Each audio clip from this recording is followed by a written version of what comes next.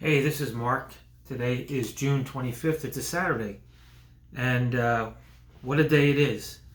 I'll tell you, I've had some experiences just kind of traveling around here in Tampa. For instance, I went to the grocery store to pick up some things, and the girl who was bagging, she was probably about 21 years old, black, a young kid, and she was just having a tough day today because she was very upset about the news and the emotions behind the canceling of Roe versus Wade as being a constitutional right to get an abortion. As a man, it's hard to understand, but it is the biggest news of the day, and I think part of it involves a few things.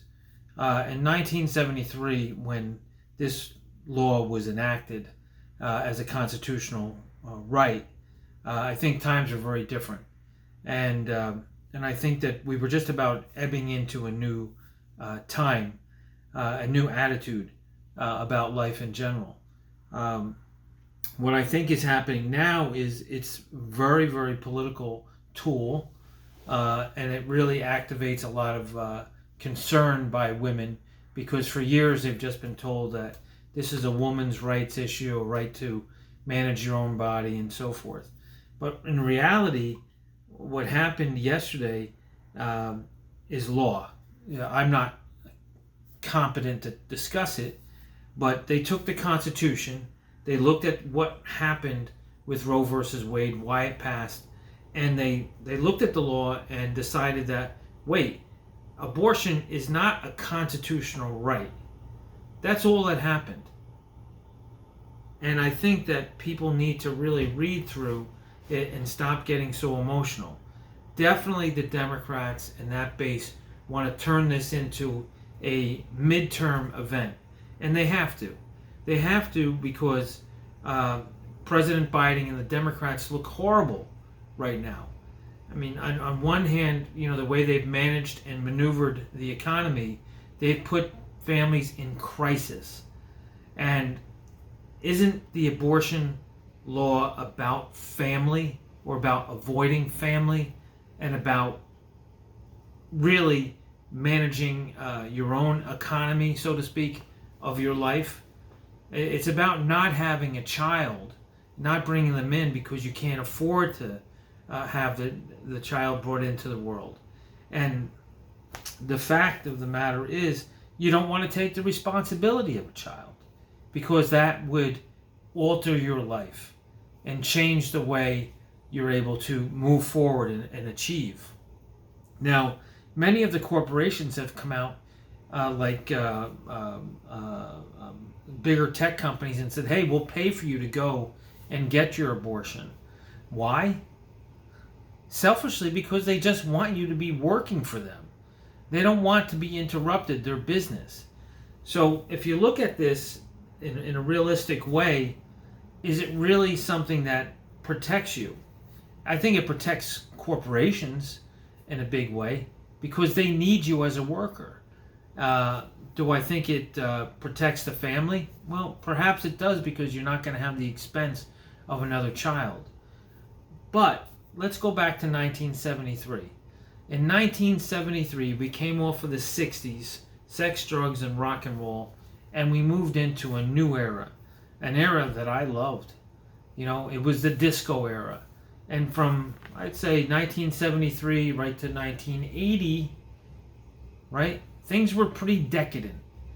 Drugs were really running rampant as a way to, be cool and entertain yourself. And the dance scene was, total decadence. I mean, Studio 54, all of that. And society kind of closed that down because the pendulum swung way over here. And although it was a good time, there was some real craziness sexually going on. If you ever saw New York City during the 70s and 80s, I mean, you can basically walk into a place and get whatever type of sex you wanted.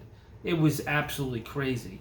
So I'm just thinking that now they swung this back the other way, and eliminated it as being a right, what is that going to have to do with society? A very different thing exists right now, and that is they've eliminated, the free flow of, musicians coming out with great new music. They've eliminated the profit model behind music. So I think that things are really not going to be the same as the 70s and have the same influence. But either way, it's pretty devastating. Like I said, there's a lot of news. It's complicated. My daughters don't want to talk to me because they think my ideas, from what I see, what happened with the Supreme Court, affects what they have to say about it. And I definitely think that this has pitted men, fathers, daughters, men and women against each other, and it's just sad, because that's the whole goal of it anyway, right? It's to just keep dividing us. In other news, what's happened is Joe Biden has done such a bad job that the Democrats want to get rid of him. Okay, how he handles this abortion situation, the reversal of Roe versus Wade, will really determine the future of the Democratic Party in the midterms, which are very important, right? Although abortion is important, it's the economy, stupid, as Clinton said, and it's always about the economy. How wealthy or poor do you feel? After you come off of those protests on the street, what bar are you going to?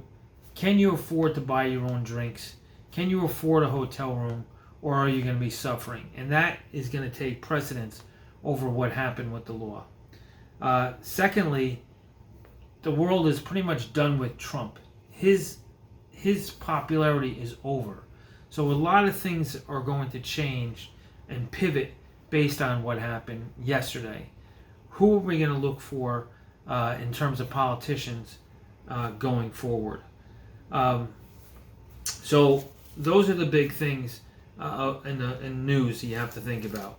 What's going to happen to society because of Roe versus Wade, and what's going to happen in terms of us turning our back on the two most popular political leaders in the United States.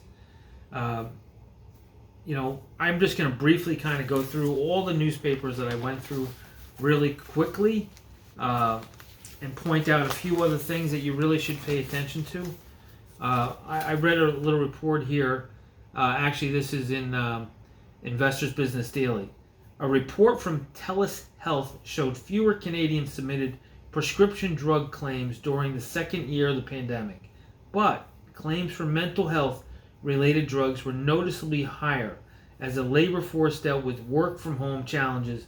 Demand for ADHD medication and antidepressants increased. It's clear that the pandemic created unique challenges for Canadians, impacting both their mental and physical health, said Sean O'Brien with TELUS Health. The largest drug category, antibiotics, anti-infectives, still topped the study by a number of total claims, but its overall share of claimants dropped significantly in 2020. I consider that big news. Why? Because, again, government action created these mental health problems, which is indicated factually by what drugs were demanded. Other news. India turns to Israel and France. The war in Ukraine has tightened bonds between Russia and China, scaring the hell out of people, urging India to appeal to the U.S., Europe, and Israel for weapons and military equipment, seeking ways to reduce its dependence on Russia. Prime Minister Narendra Modi earlier this month invited Israel-based defense companies to establish operations in India. Modi also landed an agreement with France to supply advanced military technology. You may not think that's important, but the fact is that it is important. The true leaders of the world are seeing Russia and China combine forces, and it's scaring the bejesus out of people.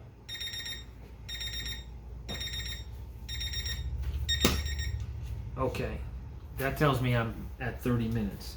But anyway, I got to continue. CarMax, another economic status. CarMax earnings fell 41%, but still topped views. Revenue rose 21% to 9.3 million. Vehicle sales fell 5.5%. That's a big deal. With used vehicles, sales down 11%. That means people are having trouble. Also, I read that credit card companies, here it is here, credit where credit's overdue. Borrowers of subprime auto loans, meaning the people that can't get the easy auto loans, are starting to miss more payments. Loan losses remain well below pre-pandemic levels, but have been increasing since April 2021. Around 7.25% of non-prime auto loans were reported delinquent. 7% non-prime auto loans were reported delinquent. That makes up most of the sales by more than 30 days in May. That was up 5.2% a year earlier. Delinquencies among borrowers with prime credit scores rose to 0.82% from 0.6%. Even the people with money are becoming late in their payments. Meanwhile, total credit card balances of U.S. consumers have rebounded sharply, climbing above pre-pandemic levels. Not good. Not good news at all. Let's go to other news if we can find it. Okay. The Homeland Security people have said we are likely to have trouble. I just called my daughters, both of them. I said, stay away from protests. I don't think the people behind these protests really care who gets killed in these protests. As a matter of fact, I think they'll use it to their benefit. So I'm begging my daughters not to go to any protests. They're considering it the summer of rage. Not good at all. Domestic tariff fair. People making fun of Joe Biden. That's easy. We still have the big thing with the gun law that says you can carry a gun, on your body. So that's a big deal. Of course, we have border crisis news. Not as important as the things that are happening. You have people telling that did a prank on J.K. Rowling, who wrote Harry Potter, and she was fooled by a Russian prank, which is a pretty big deal considering the level of celebrity she is. Oh God! This is the New York Post. It's quick and easy read. Not too much. Some kid riding on the top of the train, kind of like surfing the subway, lifted his head up and got smacked in the head. He's probably not going to live. Oh, I think this is pretty big news. So this rapper, drill rapper, his name is, comes to New York, and he gets gunned down and robbed in a pharmacy by who else? People that follow the rapper. This whole rapper industry, supposedly, this great music industry, is really just plagued by violence. So is rap good? I meet these older women, 65 years, oh yeah, I love rap. You know what? Rap could be good, but the people behind rap are not necessarily good. They're all killing each other. It's terrible. In the cold light of day, surveillance video captures a broad daylight shooting death of Avanti Frowner, AKL drill rapper, in a Bronx drugstore. You know where they find the shooters? In Monroe College dormitory. Are they kidding me? Big stories on kids in New York City that are getting drunk while they're playing golf. Mini golf. Some car, and we're still going over the Johnny Depp. They're actually appealing that. Not big enough news to me. Let's see. The controversial economics of abortion law. So this is really important. Again, what I said, corporations want people to get abortions so they can keep working. The Supreme Court's decision to overturn Roe v. Wade will ripple across society and the economy in coming years. The question is how. In the field of economics, a controversial thread of research over the past 3 decades found that legalization of abortion in the 1970s led to a range of positive economic outcomes for women, such as increased schooling and better employment prospects. I don't think they can really relate that to abortion, but that's fine. Some studies argue that legalization also helped to reduce national crime rates, teen drug use, and other social ills. What they're saying is, if you kill your baby, he can't jump you on the subway. This is actually the Wall Street Journal that's reporting on this. And I guess if the baby's never born, you can't do anything. But then again, the doctor was not born, the policeman's not born, the athlete's not born, the person that stops a war is not born. I'm not pro-life. I'm just kind of looking at the news. I am not pro-life.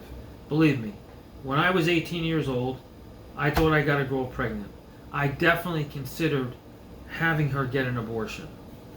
Or I wouldn't have her, but if she wanted an abortion, I would support it. As a matter of fact, one of the reasons why I became a roofer is to pay for the supposed pregnancy if she chose a child. That's how I became a roofer. With Roe now overturned, some economists argue that these benefits are at risk, but the research behind their conclusions has been inconsistent and often challenged and is now likely to come under even more scrutiny. It's like we start to have two countries, the places where providers go away and the places where they don't, said Middlebury College economics professor Caitlin Myers, who studies reproduction and the economy. In an interview prior to the Supreme Court's ruling in Dobbs v. Jackson, Women's Health Organization on Friday. Complete views on the economics of abortion were part of the court's considerations. A group of 240 female researchers who oppose abortion filed an amicus brief in the case, arguing that abortion access had set women back after Roe. Legalization, they argued, coincided with more women falling into poverty, women reporting lower levels of happiness in surveys, and fewer women saying they were in satisfying long-term relationships. I don't know. It's complicated. But it happened. So let's continue. This is important to read. This is from Peggy Noon. I believe I met her last week. This is a op-ed in the New York Wall Street Journal. This is one of the great stories Mr. Trump won't recover from it. And she's referring to the January 6th trials, okay, which is the third big piece of news. The January 6th trials really have put a nail in the coffin of Trump's presidential bid, I do believe. So let me read this. I forgot to say hearings were simply great television. In the language of Turner Classic Movies lovers, the hearings are the end of on the waterfront, where mob boss Johnny Friendly's been exposed and ruined by a nobody named Terry Malloy. I'm glad what I've done today. For John Ford fans, those Republicans who spoke under oath are the men who shot Liberty Valance. This is one of the great stories. Mr. Trump won't recover from it. I think Republicans, including plenty of Trump people, are slowly but surely solving their party's Trump problem. What I can't figure out is how the Democrats solve their Biden problem. Is there a hearing for that? I think she says it perfectly. The world has changed and we're done with Trump. Even people that have conservative views. Let's see. Ukraine is, people are saying on Wall Street that Ukraine is going to fall or comes to a truce. We know about that. I think we should end it here. You get the point of today's news. Thanks. Let me see if this remote control works.